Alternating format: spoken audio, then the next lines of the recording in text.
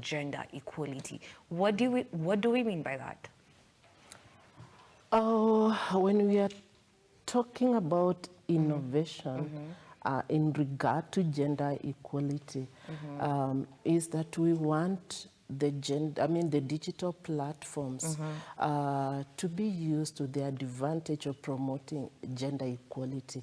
So basically, just to sum it up, is that how when we are coming up with innovations, like now, let's talk an innovation like M-Pesa. It was an innovation right from Kenya.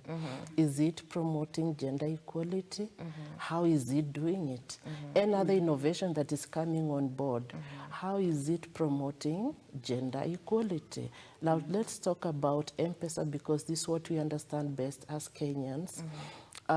We've realized that through that innovation, we are able to get more women to be banked. Usually we used to say that they are unbanked women, especially the rural areas. But through this innovation, every other woman now can be able to use M-Pesa, transfer money to the bank, and also withdraw money from the bank. Is it helping to promote this other gender also to be at par with the other gender? Yes, it is. So when you're talking about this, or when you're looking at this year's theme, is trying to encourage and also provoke. Encourage and provoke in the same measure, because encouraging this way that yes, please do innovations, but on the other side, it's trying to provoke us to do the right thing by ensuring that it's not biased. Any sort of innovation that we do, let it promote gender equality. Not forgetting that women have been disadvantaged for quite long, and they need when to we be say present. disadvantaged, what do we mean? Oh, like, let me talk from the African, maybe traditions. Over the years, women have been there to be seen, not to be heard. Women are always in the kitchen. Women are always in the back door, yeah?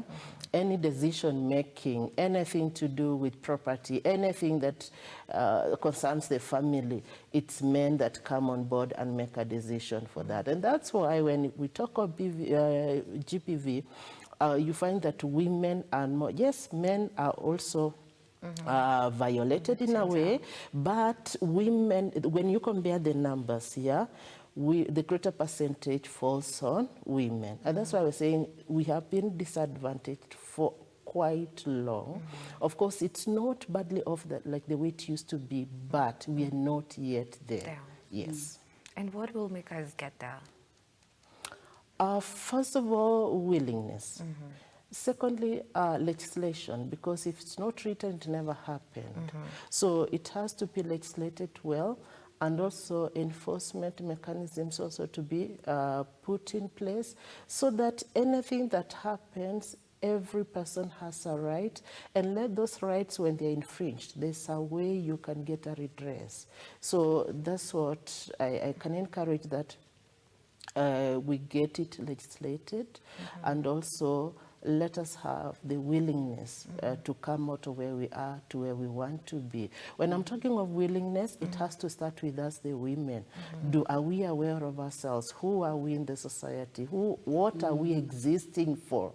And then those of us that we are with, we are sharing the same sphere, the society. How are we relating with them? And how best can we compete in this society without infringing anyone's rights? So if we realize that and we are willing to move from where we are to where we want to be, and we ensure that as we even move, we are protected by the Constitution, we are protected by the law and regulations, then we'll be there. Let's talk about workplaces and careers. When it comes, a woman, probably she's doing IT, and there's another guy who is also in IT.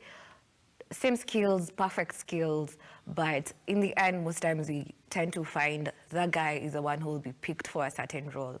Are we yet there? Are we trying to embrace that also women can get to do what a man can do? I'm laughing because I was in one of the panels. Yeah. They wanted to hire some IT staff. And what they were looking at is someone that can even work for long hours. So that was the consideration that was put on the table. And women were like, you know, you see, for those women who came there, most of them have children, and they needed to go home and take care of their children. So they settled on a male. The two of us who were in that panel were trying to also promote, encourage them to pick on a female. In our workplaces, as I said before, this tradition is killing us. And we only think that men can do some duties better than women. And maybe it's because our place has always been the kitchen. So bringing a lady to start now making decisions, it has not really, it has not sunk well in us. So we are still learning to be there.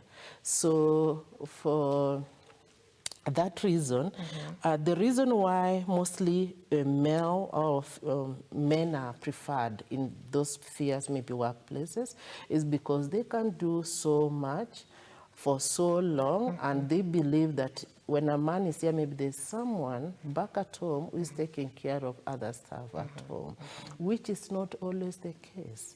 And this is why we want to tell employers out there. And we thank God for the Constitution, but at least the 70-30 rule that has to be applied. But now we want to move out from there. We want 50-50. Yeah, we are looking for 50-50. That if you want two people to work on that position, then take one male and one female. That's what we are looking at. Because there's no child that is less of a lesser God than the other one. All children go to school, they get the same skills. And by the way, women can do it better than even men. Why am I saying this? We have the ability to multitask, that's one. And that's God-given ability that no one can take away from us. Like now when you say we have a right to ABCD, then the same thing, we have the ability to multitask. Something that a man can take long to make a decision, give it to a lady, give it to a woman. Even your small child, they think very quickly and fix it. This is where now employers forget that even if I'm going to take care of my children, give me the task. And you'll see me performing it and doing it in the less, I mean, a record of a fraction of what you could have given to a male.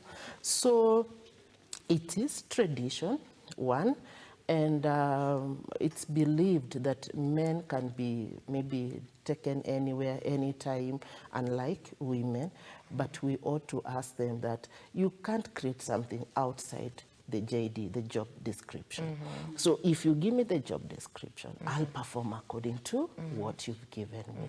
So that has been the tradition, but we need to come out of that and treat us equally. Pastor can tell you that there's no Actually women do it better than men? What I know, there are things that men can do better than women, and there are things that women can do better than men. Because when God created us, He created us with a design. Even our bodies are designed differently.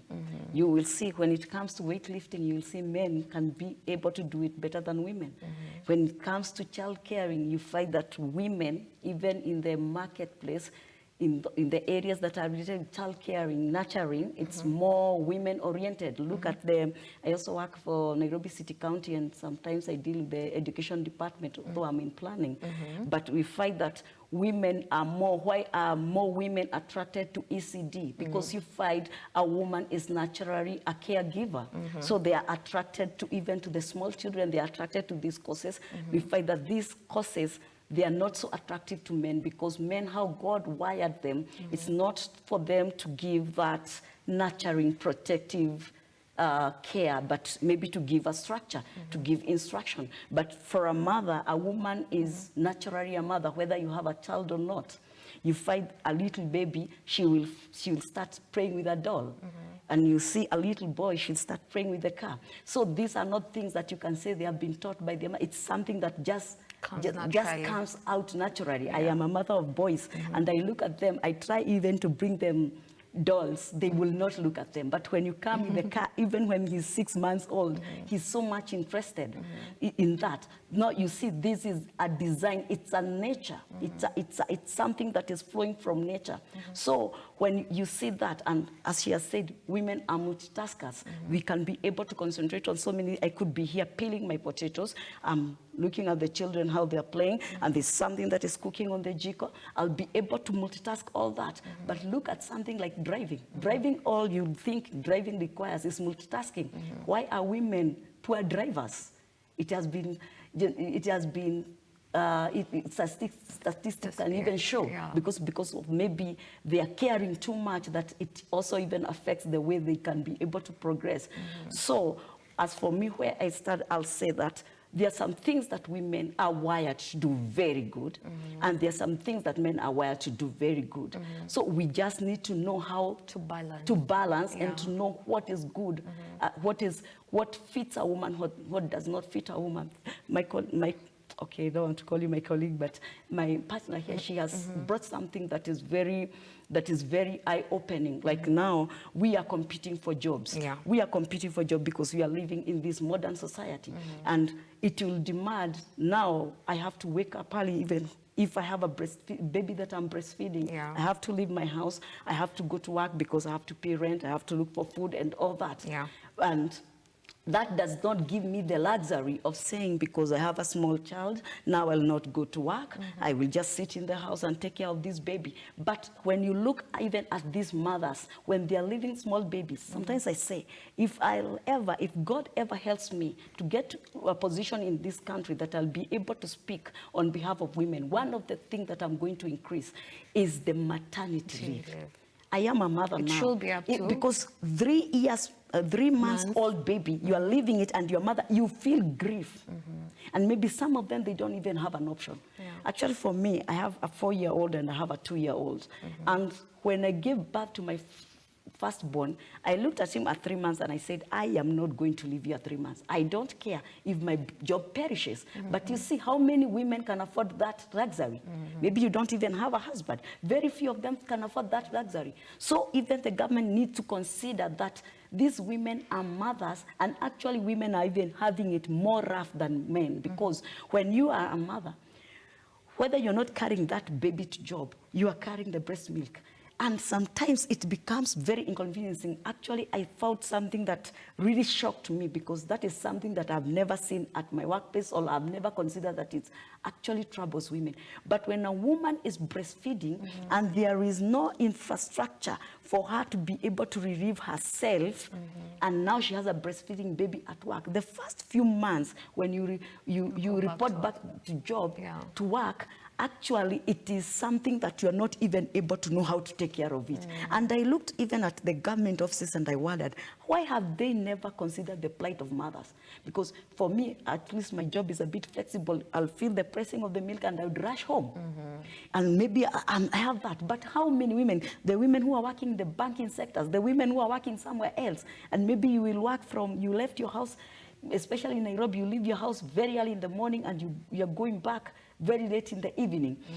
So what we need to do, and that's why maybe people think women are weaker. Women are not even weak. Women are actually very strong. But we need to come up with structures, even in government, in workplaces, even in private sector, even in places like institutions like churches, so that we can provide infrastructure that will take care of women who are mothers. Women, you know, even like and what are some of these structures?